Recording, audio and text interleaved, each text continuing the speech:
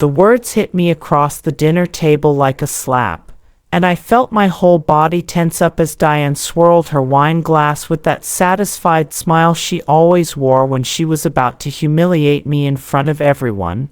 "Well, we all know why she married into this family," she said, and the whole table erupted in laughter like it was the funniest joke they'd ever heard. My mother-in-law had just called me a gold digger again, and nobody seemed to care how much it hurt. I forced my face to stay calm, but my hands were trembling in my lap, trying to hide how much those words stung every single time she said them. And my husband Blake sat right beside me, cutting his steak like nothing had happened. He didn't defend me. He didn't even look at me. He just smiled that awkward smile and kept eating like I wasn't even sitting there. Across the table, my father-in-law Howard was watching the whole thing unfold. His eyes met mine for just a second, and I waited. I waited for him to say something, anything that would make this moment less painful. But he stayed quiet just like he always did, and I swallowed the lump forming in my throat and looked down at my untouched plate. 7 years, 7 whole years of being the punchline at every single family gathering, and I was so tired of it. I wanted to scream at all of them. I wanted to walk out and never come back, but I stayed because I always stayed. Diane raised her glass even higher with that smirk on her face. "To family," she announced, and everyone clinked their glasses together in agreement. Everyone except me. I didn't move. I just sat there feeling invisible, and Howard kept watching me with an expression I couldn't quite read. Something in his eyes felt different this time, but I couldn't figure out what it meant.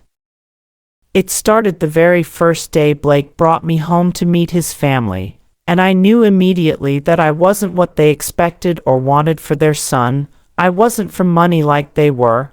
I grew up in a small apartment with just my mom, who worked 2 jobs to keep us fed and the lights on. Blake came from old money, the kind that opened doors before you even knocked, the kind that made people treat you differently just because of your last name, and his family made absolutely sure I understood the difference between us from day one.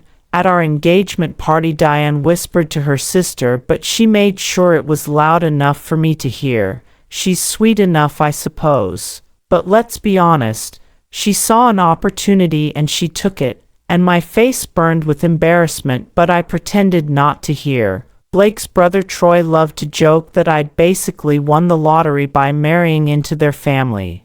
His sister Vanessa constantly asked how I was adjusting to their lifestyle with this tone that made it sound like I was some charity case they'd taken in out of pity. And Blake, my own husband, he just laughed along with all of them like it was perfectly fine to treat me that way. He told me I was being too sensitive, that it was just their sense of humor and I needed to learn to take a joke. But it wasn't a joke, and it definitely wasn't funny. It was cruel, and it was constant, and it wore me down bit by bit. Every holiday, every birthday, every single family dinner, someone always had a comment ready. They questioned what I brought to the table besides my presence. They reminded me over and over that I didn't grow up the way they did. They made me feel so incredibly small, and Blake never once told them to stop.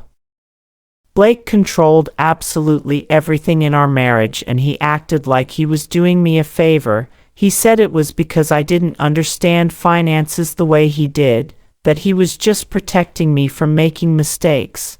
But it felt like something else entirely. All our bank accounts were in his name only. The house we lived in was in his name. Even the car I drove every day was registered to him and only him. When I finally worked up the courage to ask if he could add me to some of the accounts, he just smiled at me like I'd said something silly. "Why would we want to complicate things like that? It's all ours anyway," he said so casually, but it didn't feel like ours at all. It felt like his. I had what he called an allowance, like I was some kind of teenager still living at home, and he reviewed everything I spent like he was checking my homework. If I bought something he didn't approve of, he'd make this comment that was meant to sound concerned but really just made me feel guilty. "Do you really need that?" he'd ask while shaking his head in disappointment. So I stopped buying things for myself. I stopped asking for anything. I just tried to be as invisible with money as I felt in every other part of my life. One night I was looking for a document in his office and I found files, investments and property deeds and savings accounts, page after page of assets and financial statements. And my name wasn't on any of them, not a single one. I felt my stomach drop as the reality hit me. I was his wife, but on paper I was nobody. I didn't exist in the financial life we'd supposedly built together. When I asked him about it later, he got defensive immediately. "You're overreacting about this," he said dismissively. "This is just how we've always done things in my family." And I wanted to push back. I wanted to demand answers. But I was too tired and too worn down from years of fighting battles I never won. Nobody in that family ever saw what I actually gave up to be with Blake. Nobody asked and nobody cared enough to notice. I had a real career once, something that was mine. I was a teacher and I absolutely loved every part of it. I loved my students and the lesson planning and those small victories when a struggling kid finally understood something. But when we got married, Blake's family made it crystal clear that teaching wasn't the life I'd be living anymore. Diane announced it at a brunch like it was already decided. "You won't need to work now that you're married. Blake can take care of you." And it sounded generous when she said it, but it wasn't a gift at all. It was an expectation. It was them telling me what my role would be. So I quit the job I loved and I became the person who handled everything nobody else wanted to deal with. I managed the entire household. I planned every single family event down to the smallest detail. I took care of all the logistics. When someone got sick or needed help, and when Howard's health started declining, I was the one who drove him to all his doctor appointments. I organized all his medications and made sure he took them on time. I sat with him for hours when he felt weak and scared. Blake was always too busy with work. Diane complained that it was all too stressful for her to handle. Vanessa had her own life and her own family to worry about. Troy didn't even bother to call and check in, but I showed up.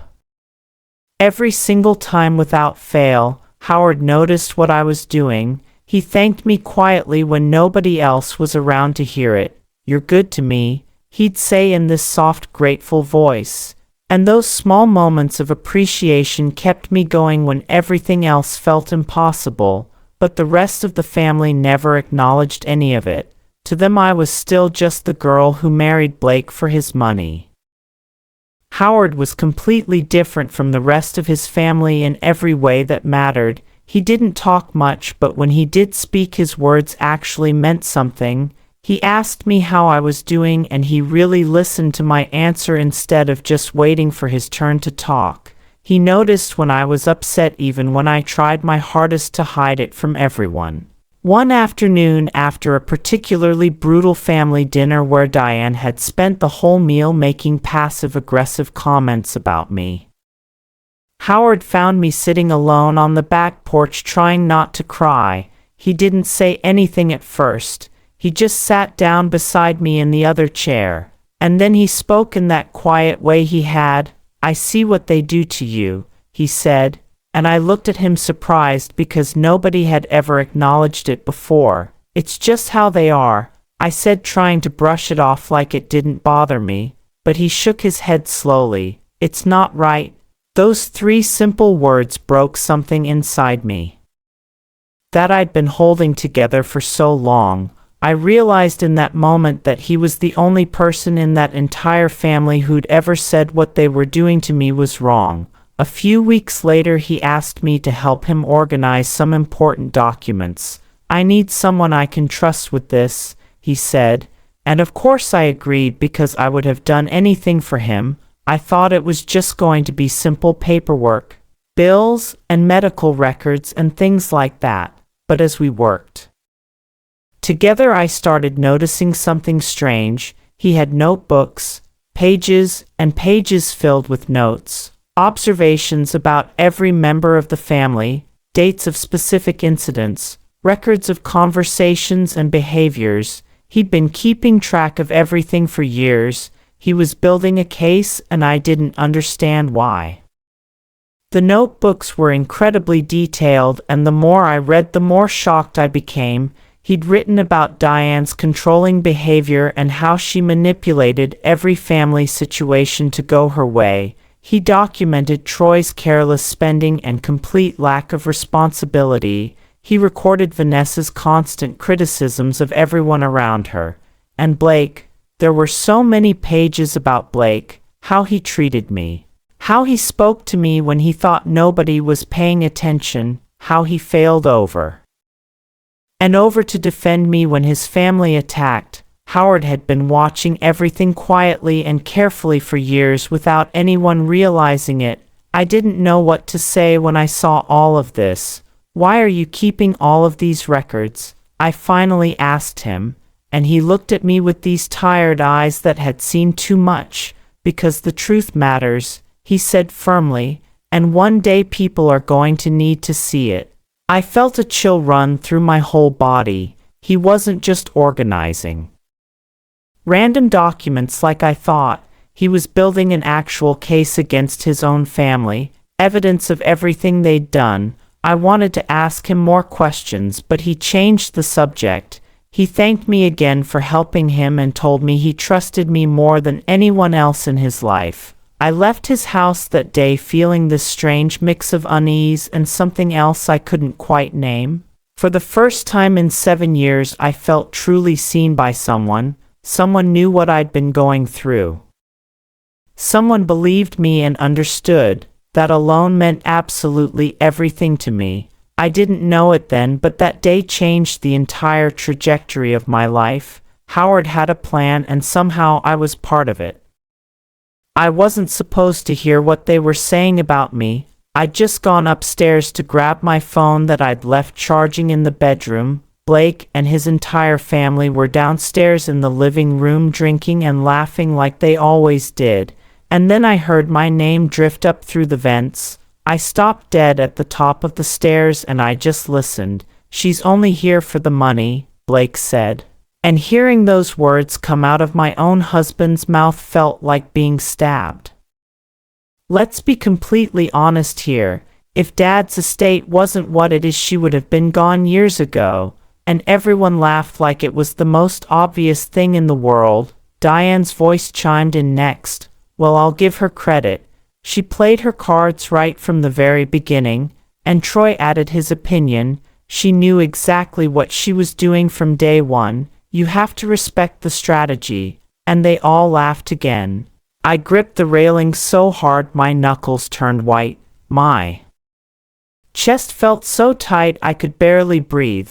This wasn't new information exactly. I'd always known on some level that they thought these things about me. But actually hearing Blake say it out loud, hearing him laugh about it with his family like I was just some con artist, it broke something fundamental inside me. I didn't go back downstairs that night. I couldn't face them. I just sat on the edge of our bed and stared at the wall for what felt like hours. 7 years I'd tried so hard. 7 years of being kind and patient and loyal to all of them. And this was what they really thought of me. I wasn't angry anymore. Anger would have required energy I didn't have. I just felt completely empty. Something inside me shut down that night in a way it never had before. I stopped trying to prove myself to any of them. I stopped defending my choices and my past. I stopped caring what they thought about me. I became quiet in a way I'd never been before. And the strangest part was that Blake didn't even notice the change. I pulled back from all of them, but I did it quietly without making any announcements. I just stopped engaging with their games. I stopped trying so hard to impress them or fit into their world. I stopped defending myself when they made their cruel jokes at my expense. At family dinners I would just smile politely and say nothing while they talked around me. When Diane made one of her snide comments, I'd simply nod and move on to something else. When Blake criticized something I'd done, I didn't argue anymore. I just agreed with whatever he said and walked away. He thought I was finally being submissive the way he wanted. He thought he'd won some kind of victory, but I wasn't giving in to him at all. I was protecting what was left of myself. I was done fighting battles I knew I could never win, no matter how hard I tried. Howard noticed the change in me right away. One day he asked me directly if I was okay. "I'm fine," I told him, but he didn't believe me for a second. "You're stronger than they think you are," he said, and I didn't respond because I didn't feel strong at all. I felt defeated and worn down and exhausted, but maybe he was right. Maybe I was surviving this in a way they didn't understand. I was choosing silence not because I was weak, but because I was done wasting my energy on people who would never deserve it. Blake never once asked why I'd changed or what had happened to make me so quiet. He just took it as proof that I'd finally learned my place in the family hierarchy. He had absolutely no idea what was coming for him. Howard's health collapsed so fast it was frightening. One week he seemed relatively fine, and the next week he could barely get out of bed without help. And the family immediately swarmed around him, but not because they wanted to help or comfort him. They wanted to know about the will and what they were going to inherit.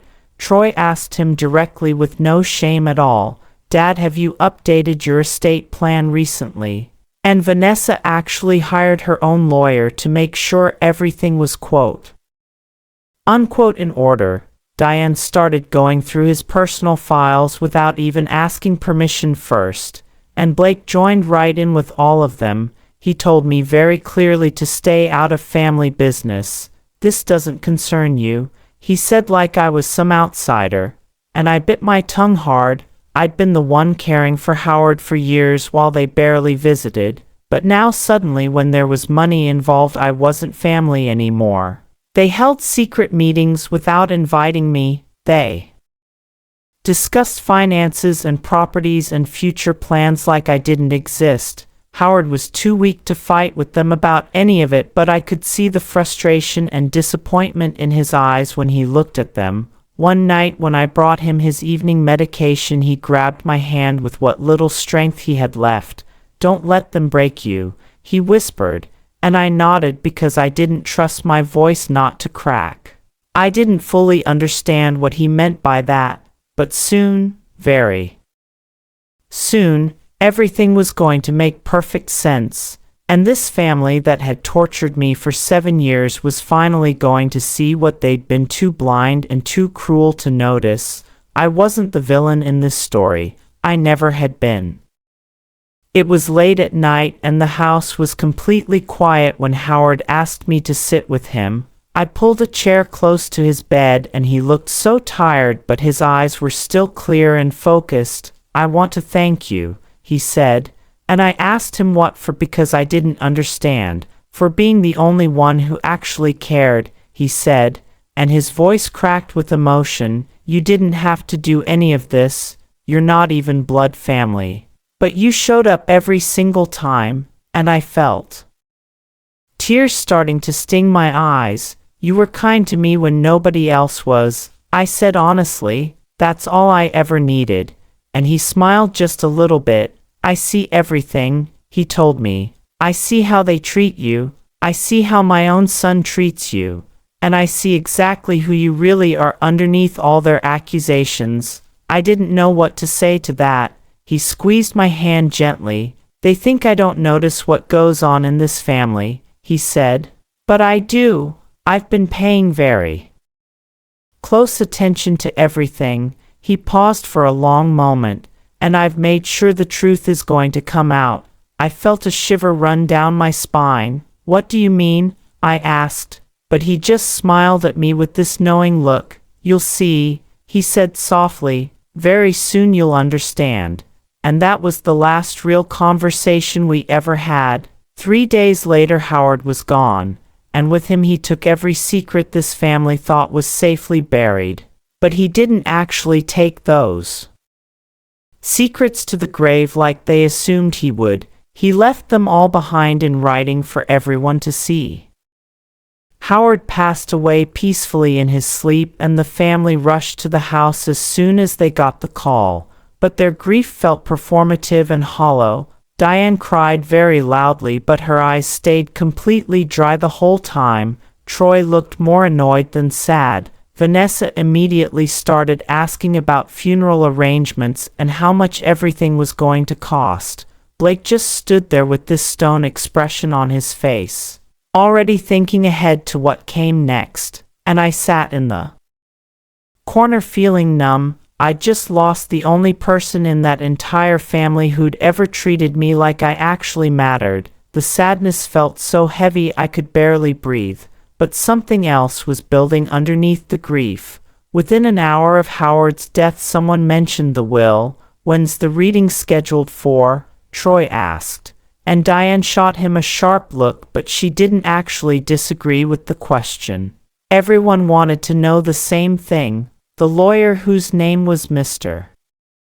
Patterson, called the very next day. He scheduled a formal reading for the following week, and the family was excited even though they tried to hide it. I could see it in their faces and hear it in their voices. They thought they were about to get rich. They thought Howard's death was going to solve all their financial problems. Blake pulled me aside and warned me not to embarrass myself at the reading.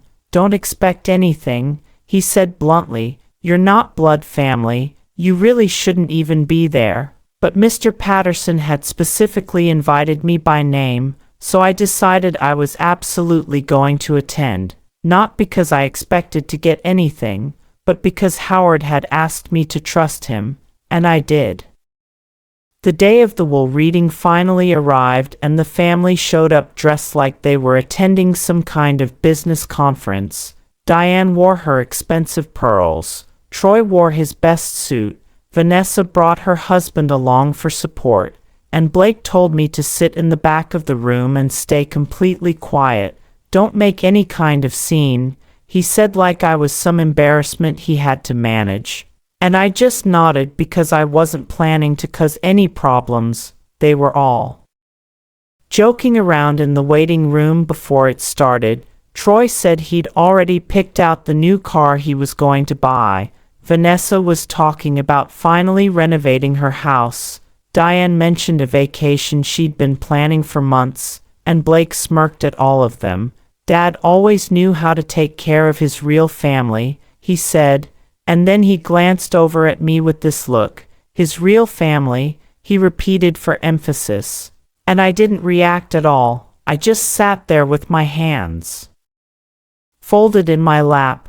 Mr. Patterson entered the room looking calm and professional with a thick folder in his hands. Everyone immediately straightened up and stopped talking. He greeted the family politely, and then he looked directly at me. "Thank you for coming," he said warmly. And Diane frowned at that. Blake clenched his jaw, but I just nodded back at him. Mr. Patterson sat down at the head of the table and opened his folder carefully. "Let's begin," he announced. The entire room went silent in anticipation. Everyone was leaning forward in their seats waiting to hear their names. They had absolutely no idea what was about to happen, but I had this feeling deep in my chest, and my heart started racing. Mr. Patterson read through all the standard sections first without any drama. Small bequests to distant relatives nobody had seen in years, a donation to a charity Howard had always supported, and the family barely even listened because they were waiting impatiently for the important parts. Then suddenly he paused in his reading. He looked up from the papers in front of him, and his eyes landed directly on me. "There's a special provision in this will," he said, and the entire room shifted.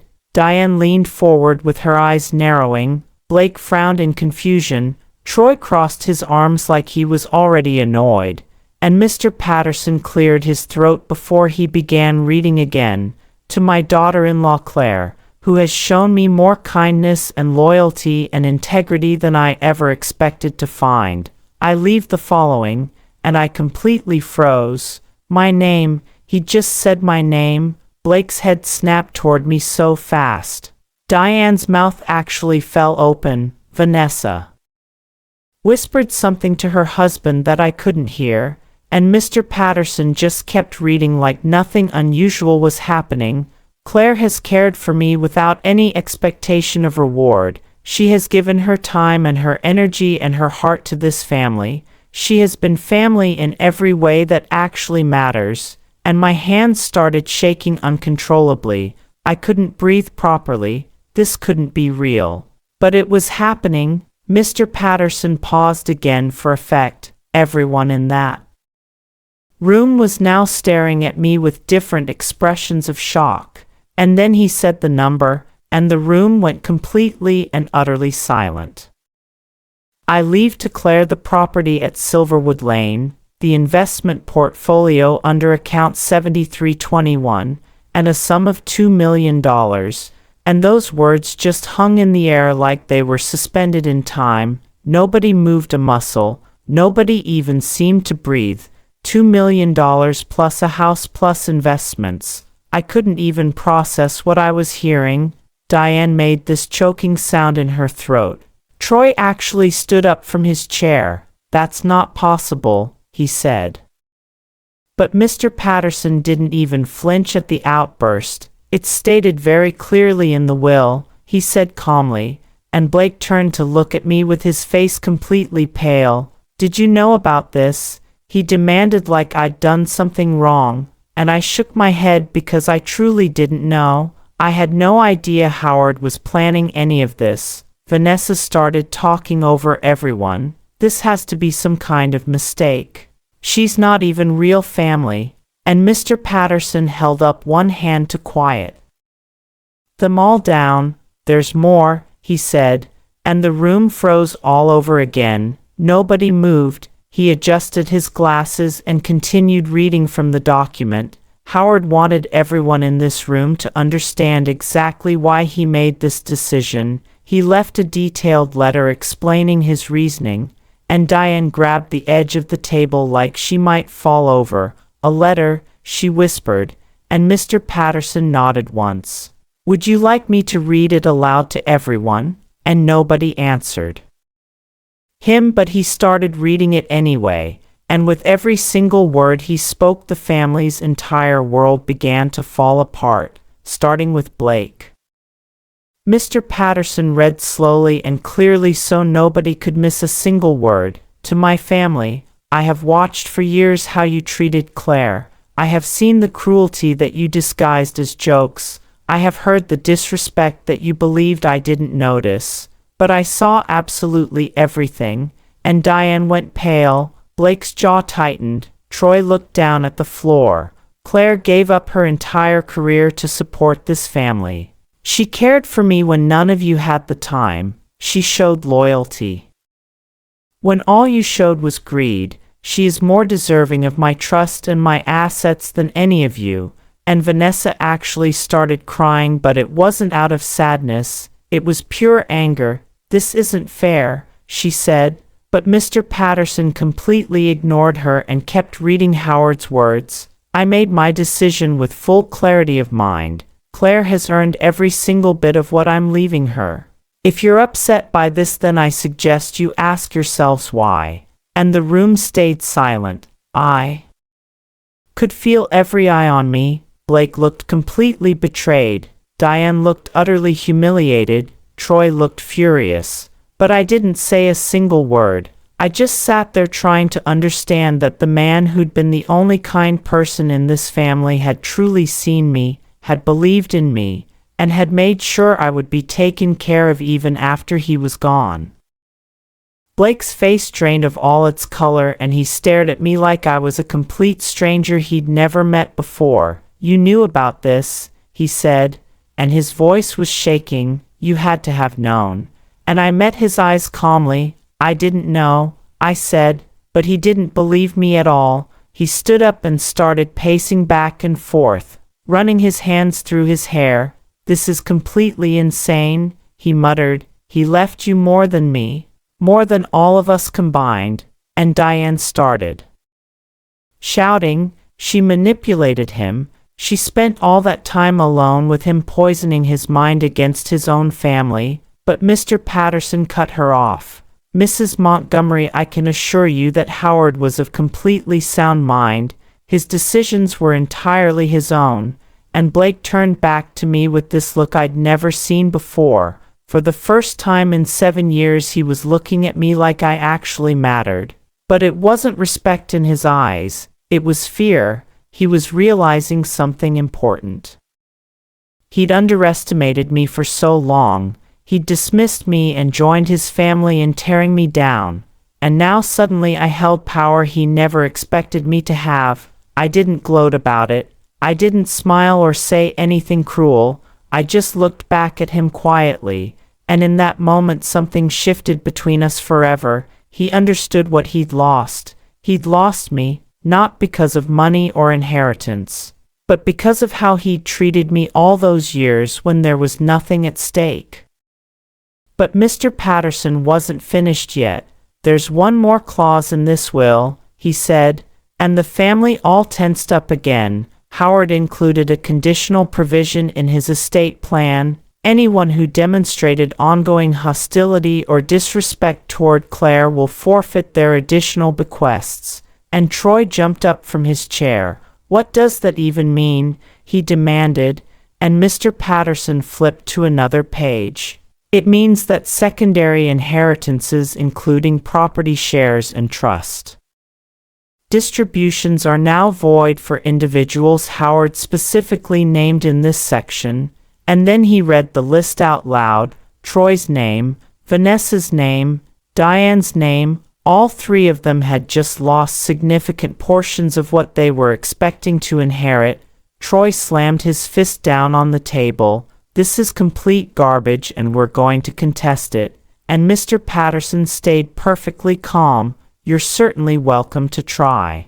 But Howard anticipated that possibility. He had everything documented with dates and incidents and witnesses. And Diane's face twisted up. "Witnesses," she said, and Mr. Patterson nodded. "Yes, he kept incredibly detailed records of how each of you treated Claire over the years." And the room went ice cold. They'd been caught.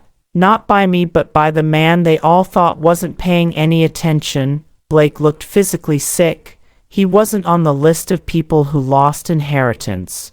But he knew deep down he should have been. And now he had to live with that knowledge. Diane completely lost it. She stood up, shaking and pointing her finger at me. "She's a manipulator. She tricked him. She made him think we were all cruel when all we ever did was love him." But Mr. Patterson reached into his folder again. Howard expected this exact reaction. He said calmly, "So he wrote a letter specifically addressed to you, Mrs. Montgomery." And Diane's hands were trembling. "Read it," she demanded. And Mr. Patterson unfolded the letter carefully. "To Diane, you called Claire a gold digger at every possible opportunity. You made jokes at her expense. You excluded her from family decisions. I watched you do all of this for years and I said nothing. That was my mistake." And Diane's face just crumpled. "You belittled her. You made her feel worthless. And you did it all with a smile on your face, thinking I agreed with you. But I didn't agree. I was ashamed." And her legs seemed to give out. She sat down hard in her chair. The letter continued. "Claire never asked for anything from this family. She only gave. You took and took and took. And now you have the audacity to wonder why I chose her." And Diane covered her face with her hands, but there were no actual tears, just humiliation. The whole family sat there frozen. Everything they'd said, everything they'd done to me over 7 years. It was all on record now, and the man they thought they'd controlled had seen every bit of it. The letters Howard wrote were so detailed it was shocking. He'd written one for each person who'd hurt me. Troy's letter mentioned the specific time he'd laughed when I brought a homemade dish to Thanksgiving and Diane had thrown it in the trash right in front of me. Vanessa's letter referenced a conversation where she'd suggested I was trying way too hard to fit into their family. Blake's letter never came because Howard knew Blake's silence over the years was betrayal enough. Mr. Patterson read excerpts from each letter, and every one was like holding up a mirror to their behavior. Specific dates, direct quotes, moments they thought nobody remembered or cared about. But Howard had remembered everything. You treated her like she was beneath all of you. One letter said, you made her feel like a guest in her own marriage, and the family couldn't argue with any of it. The proof was right there in Howard's own handwriting. In his own words, Vanessa tried to apologize to me. I didn't mean it that way, she said weakly, but I didn't respond to her. Troy stormed out of the room. Diane just sat there looking hollow and empty. Blake stared at the table, unable to look at anyone. The power dynamic had completely flipped, and there was absolutely no going back from this. I wasn't the outsider anymore. I wasn't the gold digger they'd mocked. I was the one they'd all underestimated. And now I was the one in control. After the reading, Blake followed me out to my car. We need to talk, he said urgently, and I stopped walking, but I didn't look at him. About what? I asked. About us, he said, and his voice cracked. I know I messed up. I should have defended you. I should have stood up to them. And I turned to face him. His eyes were red and he looked desperate. I'm sorry, he said. I was so wrong. But we can fix this. We can start over. But I felt absolutely nothing. No anger. No sadness. Just complete clarity. You didn't defend me when it mattered, I said. You laughed with them. You joined in. And he reached for my hand, but I pulled away. I was weak, he admitted, but I love you. We can work through this. And I shook my head. You don't love me, Blake. You love what I represented, the quiet wife who didn't make waves. But I'm done being that person. And he looked panicked. What does that mean? He asked. And I met his eyes one last time. It means I'm leaving you. Blake didn't believe me at first. He thought I'd calm down eventually, that I'd forgive him the way I always had before. But I didn't. I hired a lawyer. I filed for separation. And Blake panicked when he realized I wasn't bluffing. You're really doing this? He asked one night. And I said yes without hesitation. He tried to negotiate with me. He promised he would change. He said we'd go to therapy together. He swore he'd never let his family disrespect me again, but it was already too late for promises. I wasn't angry at him anymore. I was just completely done. Then he realized something else that made everything worse for him. The house we'd been living in had been gifted to us by Howard, but the deed had been quietly transferred months before Howard died. Transferred to me. Blake's name had been removed. The car I drove was also now legally mine. The joint accounts he thought he controlled were frozen pending the separation settlement. Blake had always held all the power in our relationship, but now suddenly I did, and he had no idea how to handle it. You planned this with him, he said, and his voice was full of disbelief. No, I said calmly, your father planned this. The family's finances completely fell apart. Troy had been counting on his inheritance to cover massive debts he'd accumulated. Vanessa needed the money desperately for her failing business. Diane had already spent money she didn't even have yet, and Blake realized his own financial security had depended entirely on his father's estate, and now most of it was gone. They tried to contest the will in court, but Howard's lawyers had prepared for exactly that. Every document was airtight. Every decision was backed by witnesses and medical evaluations and legal opinions. They had absolutely no case. Relationships within the family started to fracture. Troy stopped speaking to Diane. Vanessa blamed Blake for not controlling me. Blake blamed everyone. The family that had been so united in their cruelty toward me was now turning on each other. And I watched all of it from a distance. Not with satisfaction but with peace. I hadn't caused any of this. They had done it too. Themselves. Howard had just made sure the truth finally came out. And the truth had real consequences. Blake called me one last time. "I've lost everything," he said. And I paused before answering. Then I said the truest thing I'd felt in years. "No, Blake, you lost me. Everything else is just proof of what you never valued."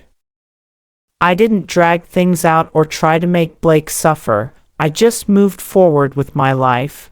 The separation was finalized quickly. I took what was rightfully mine and he kept what was his. We split everything that was fair to split. I didn't ask for more than I deserved. I didn't need to because Howard had already taken care of me. Blake signed all the papers without fighting. He looked smaller than I remembered, tired and full of regret. But I didn't feel sorry for him. He'd made his choices and now he had to live with them. I moved out of the house we'd shared. I found a small place near the coast, quiet and peaceful and completely mine. I didn't flaunt the money Howard left me. I didn't post about it on social media or throw big parties. I just lived. I used part of the inheritance to start a foundation in Howard's name. It helped women leaving difficult situations, women who felt trapped, women who needed support to start over. It felt right. Howard had given me freedom and I wanted to give that same gift to others. Slowly I started rebuilding my life. Not the life Blake's family had expected me to live, but the one I actually wanted. And for the first time in 7 years I felt whole. Months passed and I heard through a mutual friend that Diane had moved to a much smaller house, that Troy's business had completely failed, that Vanessa barely spoke to anyone in the family anymore. Blake had moved back in with his mother. The empire they'd built their egos on had crumbled, but I didn't celebrate their downfall. I just moved on with my life. I started teaching again, part-time at a community center, and I loved it so much. The kids reminded me why I'd chosen that career in the first place. I made new friends, real friends, people who didn't care about money or status, people who valued kindness and authenticity. I traveled to places I'd always wanted to see. I read books I'd been meaning to read for years. I painted even though I wasn't very good at it. I did all the things I'd forgotten I loved. One day I visited Howard's grave. I brought flowers and I sat on the grass next to his headstone. I talked to him like he was still there listening. "Thank you," I said softly, "for seeing me, for believing in me, for giving me a way out." And the wind picked up right then, rustling the leaves in the trees around me. It felt like an answer. I smiled because I knew he'd be proud of the life I was building, a life based on respect and integrity and truth, the life I'd deserved all along. I think about those 7 years sometimes, the dinners and the insults and the loneliness. I think about how they made me feel, small and worthless and like I didn't belong anywhere. They called me a gold digger for 7 years. They laughed about it. They whispered about it behind my back. They judged me without ever really knowing me. But when the will was read, they finally learned the truth about who I really was. I wasn't there for the money. I never was. I was there because I believed in love and loyalty and family. I gave everything I had to give, and they threw it back in my face over and over again. But Howard saw it all. He saw my sacrifices. He saw my heart. He saw my character. And he made sure I was taken care of, not because I asked for it or manipulated him, but because I earned it through years of genuine kindness. They thought money defined me, that I'd married Blake for a comfortable life and financial security, but in the end it wasn't money that mattered at all. It was character, and I had something they never did. I had integrity. They lost everything because of their cruelty and their greed. I gained everything because of my kindness and my loyalty. So when people ask me now if I regret those 7 years with Blake's family, I tell them the honest truth. I don't regret it, because those years taught me exactly who I am.